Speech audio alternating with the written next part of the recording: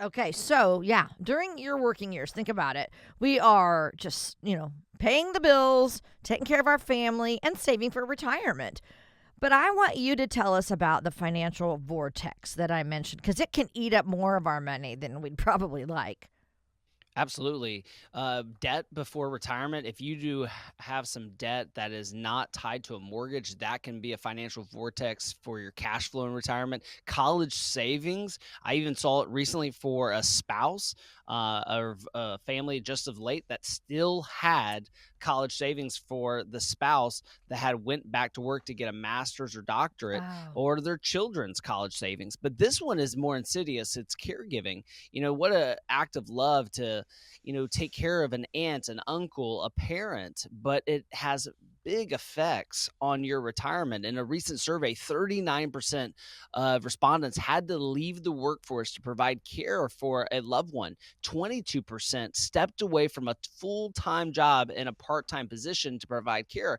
And so again, the sad part is you're out of an act of love trying to take care of a loved one, but it actually is going to potentially delay your retirement by 5, 10 years. I actually have one client who retired over a decade ago. Her mother is now into her late 90s, about to turn 100, and she's Oh, been taking care of her for over 2 decades. what? And so her retirement is becoming smaller and smaller, which again she doesn't regret, but again she is not able to enjoy the retirement that she thought she would and do the traveling she thought she would because she's taking care of a loved one. And so that's why it's so important that you have your long-term care situation figured out, and sometimes even your parents too. Yeah, that's such a good point. I have a high school friend who did the exact same thing, got out of the workforce, and then that leaves you with no, you're not able to save at all during those years.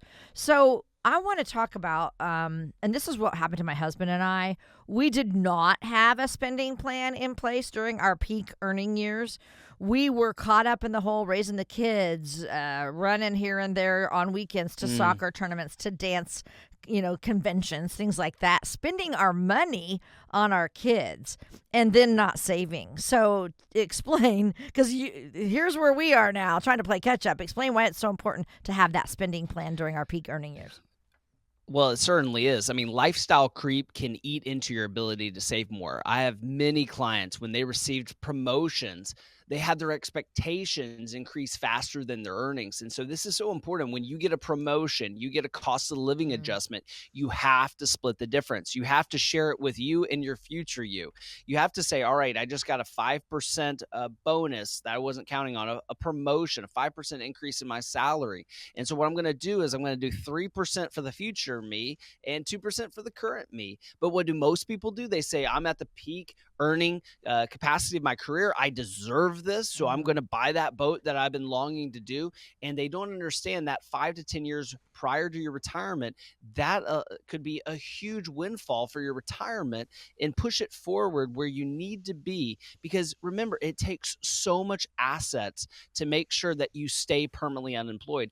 Remember, our retirement's going to last 10, 20, 30, 40 years. My grandfather's retirement was over 40 years long. And again, life expectancy is only getting longer. And I know a lot of people say, I'm not going to live that long. And I'm like, you don't know that. The Lord will take you when he wants you. And so Yeah. you got to be prepared to make the journey of this marathon last. Yeah, I mean, that's so true. We just didn't do that. And talk about playing catch up.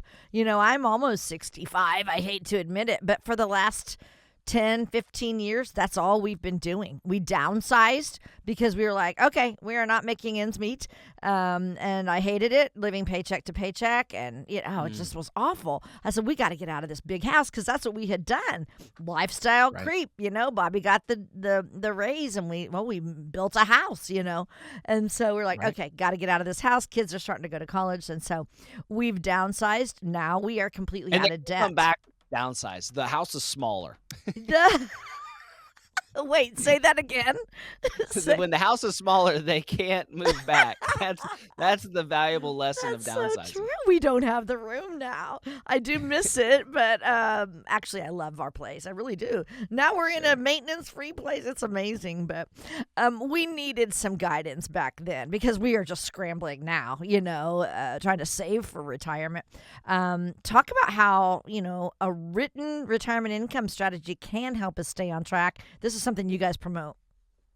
Absolutely. I mean, it's imperative. It's like running a race that's probably a marathon, but not deciding what your pace is when you start running. I don't know a lot about running. I'm more of a rower because I don't like to be running unless I'm chased by something. So many actually start sprinting into retirement with no retirement income plan, and they run the risk of running out of money.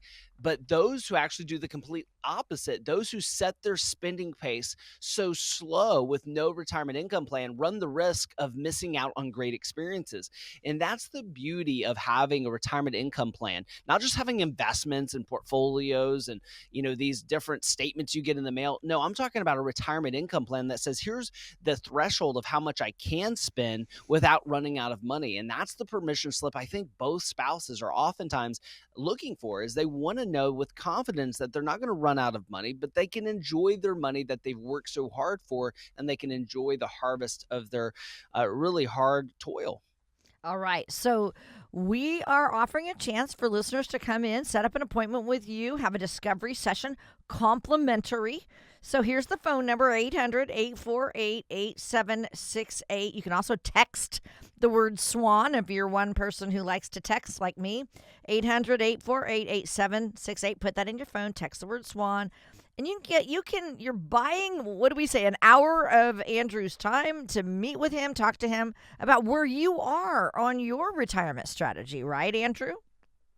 Exactly. 1 hour complimentary. You got me for 1 hour to ask me whatever question you can muster. And people have asked me some really fun questions over time, but I love it. I mean, there's nothing new under the sun. So come on in, ask whatever questions you have about retirement. We have an estate planning attorney who can review your legal documents, answer your legal questions. We have a CPA that can answer your tax planning questions. And then I can help you out with those wealth management questions. At the end of the day, though, we're going to walk out with a lot of great information, because when you fill out our SWAN questionnaire, I'm going to go through and I'm going to say, hey, this looks really good. I think you should continue doing what you're doing.